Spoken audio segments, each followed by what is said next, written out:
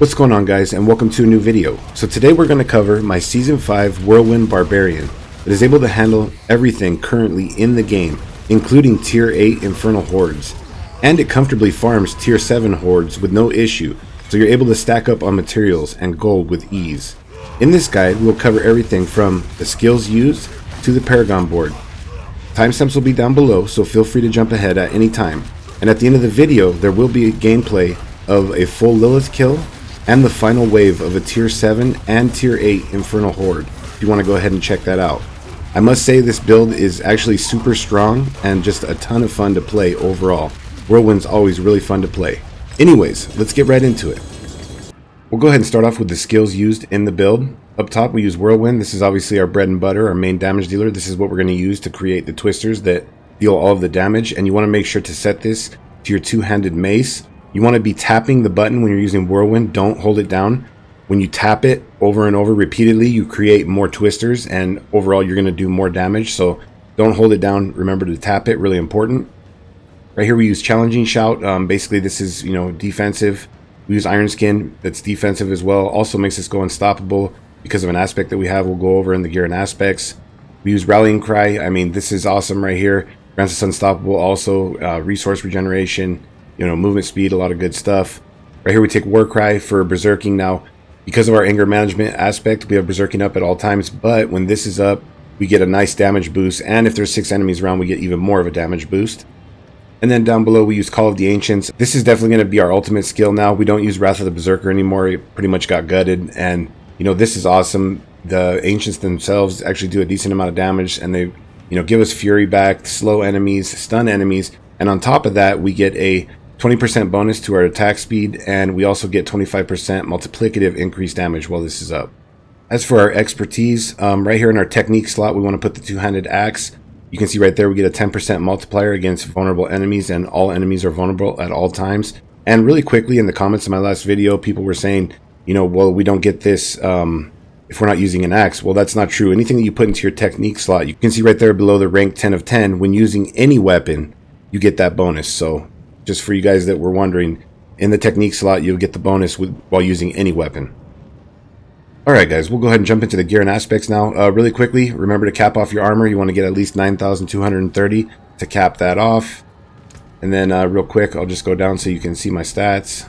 Okay, 77, almost 78% crit chance, almost 4,400 critical strike damage. Alright, now in the gear and aspects, really quick guys, get rubies into all your gear for maximum life. Down here you want to get the crit damage.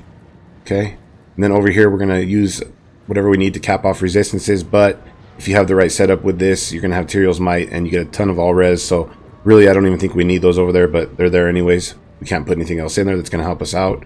Up top, so yes, we are using the shako. You can see obviously the shako gives us a lot of good stuff. Major amount of cooldown, damage reduction, 4 to all skills, just awesome. Ton of life, resource. And then when you're masterworking this, you want to try to hit the cooldown reduction as many times as you can. Now I only hit it 1 time. If you hit it all 3 times, you'd have even more cooldown reduction. Our cooldown is really good with this build, so we have our stuff up pretty much at all times. Real quick guys, in my opinion this gear is pretty much perfected. The only way that it could be better is if I hit the masterworks in the right spots on all the gear, but I didn't want to sit there and farm materials and re-roll stuff for ages trying to hit all the right masterworks. Exactly. I hit most of the ones that I needed pretty decently, so I'm going to stick with where I'm at right here, but you could definitely masterwork the gear up even better to make the build overall better. Right here we're going to go with Tyrael's Might. It gives us movement speed, maximum to all resistances, a ton of actual resistance, and then damage reduction. Now on this, preferably with the masterwork, you would want to hit the maximum resistance like I did once, and then the damage reduction. So if you can do that, that would be great. Down into the gloves, really important. Now our critical strikes are what's going to do most of the damage with this build. Right now we're currently sitting at, as you saw a minute ago, 78% base crit. In the Paragon board, because of one of our glyphs, we get another 10%, so that's going to put us at 88%. And then also we run the elixir right here for another 6%, so that's putting us at like 94% crit chance. So I mean, in all reality, you could hit the 100%, if you masterworked like the crit chance on your gloves a few times, or got the greater, you have to try to get the greater affix on the crit chance, like on the gloves and the ring over here if you can. So it'll be really easy with this build to hit the actual 100%. The way that I'm sitting right now, though, I'm, like I said, at like 94%. But anyways, back into the gloves. You want to go with maximum life, critical strike chance, and critical strike damage. And then for the tempering right there, I go with barrier generation and critical strike damage. Now, in my last video, I had people asking about the barrier generation. This helps to get more barrier out of our iron skin, helping overall our survivability. You know, so I don't go with the crowd control. I'd rather have the barrier generation. You could change that to the crowd control if you wanted to, though. And then for the aspect up here, we're going to go with the aspect of elements, giving us a 30% multiplier half of the time pretty much, which gives us a nice damage boost. Down into our pants right here, guys, we're going to go with strength, maximum life, dodge chance, and then for the tempering, barrier generation again, and more dodge chance. You know, overall it's giving us like almost 20% dodge, which is nice. I mean, that's going to help our survivability. And then for the aspect on the pants, you want to go with the Iron Warrior aspect. You can see right there, Iron Skin grants unstoppable and 35% damage reduction. You know, with this build, we just have a ton of damage reduction. Our survivability is insane. You know, we have 61k life. That's with no elixir, so it's pretty good overall. Down into the boots, you want to get Fury per second. Now, I just like to get Fury per second on the boots to, as you can see right here, we have the anger management aspect, and it drains 2 Fury per second. By having Fury per second on our boots, at least in one spot right here, you know, it's counteracting that. So that's why we get that on here, and then get movement speed, and then get ranks to Warcry, which ultimately when Warcry is up, that's going to give us more damage with it, and it lowers Warcry's cooldown. And then once again, you want to get barrier generation, and then get movement speed for your tempering. And then for your aspect right here on the boots, guys, we're going to go with the Ghostwalker aspect. As you can see right there, while unstoppable, and for 4 seconds after, you gain up to 25% increased movement speed, and you are unhindered, so you can go through enemies easily. Okay, now into our bread and butter, the two-handed mace right here. You want to go with strength, maximum life, fury on kill. Now, we want to produce as much fury as we possibly can from all sources, and the reason is because of the devilish aspect up here. After generating 100 fury, your next direct damage creates 2 dust devils. So we want to be generating as much fury as possible for extra dust devils, aka extra damage. So you want to go with strength, maximum life, fury on kill, and then, you know, as far as greater affixes on here, you know, you could go with strength, life, fury on kill, whatever you can get. Now the temperings are really important on your weapons. We want to get our chance for dust devils to cast twice up to 100%, which I'm doing with right here, okay? So on your two-handed mace right here, you want to get that. And then you also want to temper on critical strike damage. And then our most important aspect is going to be the Dust Devil aspect right here. Whirlwind leaves behind Dust Devils that deal almost 12k damage. Those are going to be our main damage dealers. So definitely want to have that on your two-handed mace. Right here into our single-handed weapon, we want to get strength, maximum life, and crit chance. You're going to get that all the way across the board on both of these, okay? And then you want to go with the vulnerable damage or the critical strike damage. Preferably the critical strike damage, because of our grandfather, we're boosting our crit strike damage quite a bit, and we have other ways of boosting it. So you want to have crit damage. The vulnerable is just what I hit, so I stuck with it, because for our next temper right there, you can see I got the Dust Devil size, and I got the max roll on that, so I just stuck with this weapon. You definitely want to have the Dust Devil size right there. Now this one is kind of important. You want to try to hit that at least once, if not like 3 times if possible. This is going to give us a lot of damage. For every one size that we have to our Dust Devil, you can see right here down below, your Dust Devils are 20% bigger and deal 1% increased damage for each 1% of their size. So we want to try to hit that, you know, and it's capped at 100%. So you want to try to get as close as possible to the 100%. That's, you know, a lot of damage overall. So we got 51% right there and 20 right here. So we're at 71%. If I could hit that with the Masterworking a couple more times, I mean, we could be even closer to that 100% and being doing more damage. I just didn't want to keep re-rolling stuff like I talked about, but you could definitely do that if you wanted to. For the aspect right here, we're going to go with the anger management aspect. While above 40 fury, which we're always above 40 fury, we're berserk, giving us a nice damage boost and, you know, movement speed. So we definitely want to have that aspect right here. On our other weapon, same stats, strength, life, crit chance for Dust Devils on this one to cast twice. So we're hitting that 100% with our two-handed mace included. And then critical strike damage for the other temper. And then for the aspect right here, you want to go with the aspect of Fierce Winds. Basically, when we use our shout skills, you know, we're creating even more Dust Devils. And then we're getting size and damage because of our size with Dust Devils. Up into our necklace right here, guys, you definitely want to have the crit chance. We're obviously trying to get our base crit chance to 100% or as close as possible. Secondly, I would try to say to get ranks of heavy-handed, greater affix also if you possibly can, and something like counter-offensive. Like, actually, this is a really good amulet.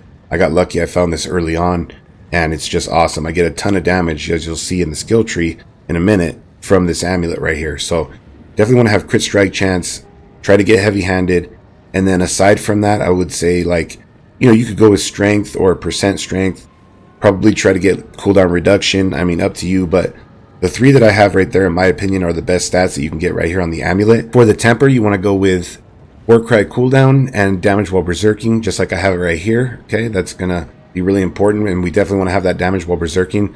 In the Paragon board, you'll see that's going to give us a nice damage multiplier. We want to hit as close to 300% as we can for a 30% multiplier, so definitely get those. And then, like we talked about a minute ago, you want the devilish aspect on your necklace right here, creating even more dust devils. Into our first ring of Starless Skies. I mean, this ring's just awesome. Gives us attack speed, base crit chance, lucky hit chance, ranks to core skills. That's kind of a dead mod with this build. We don't care about ranks to whirlwind because it's the twisters that are actually doing the damage. And then you see right there, spending your primary resource reduces the resource cost of your skills and increases your damage by 10%, multiplicative up to 50%. And since we're constantly tapping whirlwind and spending resource, we always get that 50% multiplier. And it's lowering the cost of our whirlwind just a bit as well. So, you know, the Ring of Starless Skies is just awesome for this build. You definitely want to have that. When it comes to masterworking on this, guys, I would say to hit that crit chance as many times as you can to make it to where we get to that 100% base crit. Into our ring right here, we're going to go with the Bold Chieftain aspect. You can see right there, whenever you cast a shout skill, basically it's reducing our cooldowns when there's enemies around of our shouts. And then you want to go with strength. Once again, base crit chance, we want to get that anywhere that we can. You want to get lucky hit up to a % chance to make enemies vulnerable. Now, because of a glyph, we make enemies vulnerable for 3 seconds when we first hit them, but that only occurs once every 20 seconds. So, you know, on bosses or harder enemies, we're not keeping that vulnerable up. Well, with this right here, we are, because we have lucky hit. And then also, as you'll see when we get into the skill tree, we have a node that we take that gives us lucky hit to make enemies vulnerable as well with our core skills. So really important to get that on there. So on your ring, you definitely want to have the strength, crit chance, and the lucky hit, you know, chance to make enemies vulnerable. You want to try to get Warcry cooldown. Now, I have the brawling cooldown for the tempering. You know, that's second best. Warcry is a brawling skill, so that, you know, reduces the cooldown for it, but you'll get more of a % out of the actual Warcry cooldown. So try to get the Warcry cooldown, and then you want to get damage while berserking, really important right here as well. We need this on the ring and on the amulet. All right, guys, now we're going to come down here. Grandfather, you know, just gives us, they've buffed this with season 5, gives us a ton of damage. In total, right there, you can see 650% raw damage, you know, life, max resource, ton of all stats, and then, you know, increase your critical strike damage by 100% multiplicative. That boosts, I mean, this weapon alone is giving this build a ton of damage overall, so you definitely want to have this. All right, we'll go ahead and briefly cover the skill tree. Up top, you need 2 points up here to move on, so just put them wherever. We don't use a basic skill. Into our core skills, we're going to put 1 point into Whirlwind and then 1 into Enhanced for Fury generation. You know, Whirlwind, yes, we use Whirlwind, but it's not what's actually doing the damage. It's the twisters that we create with Whirlwind that are doing the actual damage, so you only need 1 point into here, and, you know, you'll be good to go. Now, I have rank 9 because of the Ring of Starless Skies and the Shako, but yes, I only have 1 point right there. Now, really important, like we talked about in the gear, we want to get pressure points. We want to put 3 points in here. Your core and weapon mastery skills have up to a 30% chance to make enemies vulnerable for 2 seconds, along with the lucky hit to make enemies vulnerable on a ring. This is what's keeping vulnerable up on the tougher enemies. And, you know, vulnerable is a huge chunk of damage, so we definitely want to have that. Then into our defensive skills, we're going to go into Rallying Cry and run that back to tactical. We're going to go right here into Iron Skin, run that back to tactical as well. You know, and Iron Skin's great. You know, it gives us, because of the aspect, you know, unstoppable damage reduction, you know, gives us a barrier right here, you know, life regen because of running it back here, just, you know, awesome overall. Now we're going to go into Outburst and Tough as Nails. This is going to give us bleed. Any enemies that attack us will be bleeding. So basically any enemies that we don't kill within a second or two that hit us will be bleeding. So pretty much all enemies that are alive around us will be bleeding at all times. Right here, Challenging Shout, we're going to run that back to tactical as well. Into our brawling skills, 1 into Warcry and run that back to Power Warcry for more of a damage bonus, another 10% multiplier. There's 6 enemies around. Right here, Booming Voice increases our shout duration. Right here, Raid Leader, we get 2 points in there. We're healing 2% of our maximum life per second with our shouts up. Right here, obviously 3 points into Swiftness, so we want to get movement speed. Right here, 3 into Aggressive Resistance for damage reduction. and Prolific Fury for Fury generation. Down into our weapon mastery skills, 3 into Pit Fighter for increased damage to close and distant damage reduction, 3 into Slaying Strike for a 23% multiplier against enemies that are injured, and that's basically when they're below 35% life, and this definitely helps on bosses and stuff. You can definitely notice it. Right here we're going to get 3 into Thick Skin. This is going to help to keep our Fortify up, which, you know, overall is going to give us more survivability. 3 into Counter Offensive, and then we have the ranks on our amulet, giving us a 28% multiplier to our damage at all times. Down into our ultimate skill, like we talked about, we're going to take Call of the Ancients, run that back to Supreme. We're going to get 3 into Heavy Handed, and then we have 4 once again from our amulet, giving us a 35% multiplier to our critical strike damage, which is huge. We're almost always critting. And then down here for our key passive, we're going to take Unconstrained, and basically this is going to bring our berserking damage boost from a 25% multiplier up to a 60% multiplier. So a nice damage boost right there. Alright guys, we will go ahead and jump into the Paragon board really quickly. Don't forget to get your glyphs to 15 at least for the bigger radius. You know, definitely go to 21. It's easy to do in Cesium 5. Gives you a nice damage boost. Right here in the starter board, we're going to go ahead and throw an Exploit. We take this for the vulnerable damage, but mainly we take this because of the additional bonus. On hit, enemies will be vulnerable for 3 seconds. We're going to get Brawn over here, and we're going to get Tenacity. The next board that we'll come into will be the Warbringer board. This is going to be one of our main ways that we keep Fortify up. Right here, we're going to go ahead and throw in Twister. This gives us a nice damage boost. And you see right there, you deal 13% multiplicative increased damage for 4 seconds after creating a Dust Devil. Nice damage multiplier. Then here we're going to get Conditioned. And we're going to take Raw Power. Next, we're going to come up here. The board we're going to come into will be the Carnage board. Over here, we're going to go ahead and throw in Might. You know, we get damage reduction from close enemies, and we get damage while berserking. And then you see right there for the additional bonus, we get an 8% multiplier when we're using a two-handed weapon. You want to take Brash and Fierce. Over into the Bonebreaker board, we're going to go ahead and throw Wrath over here. You know, our skills that critically strike generate 3 Fury, nice Fury generation, a little bit of crit damage. Up here, we're going to get Tenacity for 8% to our maximum life. And there's more life right here, so we're getting 12%. Really important. Weapon Master board, we're going to go ahead and throw in Blood Feeder.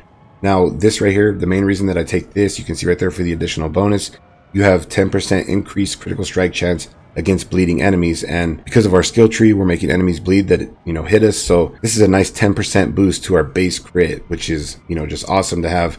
We want to get to that 100%, so we're doing maximum damage. So actually, this is giving us quite a bit of damage. Right here, we're going to take Raw Power. Next, we're going to come into the Blood Rage board. Over here, we're going to go ahead and throw Marshal in. As you see right there, after casting a Shout skill, the active cooldown of every other non-Shout skill is reduced by 2 seconds.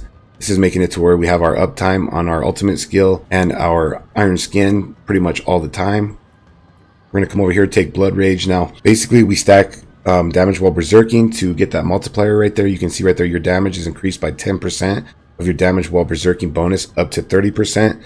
You know, that's why we want to hit the 300%, which will get us to 30%. Right now I'm at, you know, 29. I'm missing 1%, but you definitely want to try to get that to 30 or as close as possible. And then the final board we're going to come into is the Decimator board. This is going to give us a nice 10% multiplier. In this board right here, we're going to throw Ire for damage while berserking. And then you can see while berserking, you take 10% reduced damage from elites. Now, if I had a better roll on my rings, I could take this point out right here because you only need, you know, we would be all right with like 50. And then I would be hitting the, you know, 30%. But I don't have the best rolls on my rings with the damage while berserking. So I have one of the points right here. But if you wanted to, you could take that point out if you have enough to hit the 30% and like throw it over into maximum life right here. But yeah, guys, that pretty much wraps it up for the Paragon board. Hopefully this build is good for you guys. Hopefully this video has been helpful. You know, if you have any questions or comments, don't forget to let me know down below. And don't forget to subscribe, guys, if you want to see more content like this. I'd really appreciate it. Leave me a like. It helps my channel grow. There will be Lilith and Infernal Horde gameplay right now if you want to go ahead and check that out. Anyways, thanks for watching.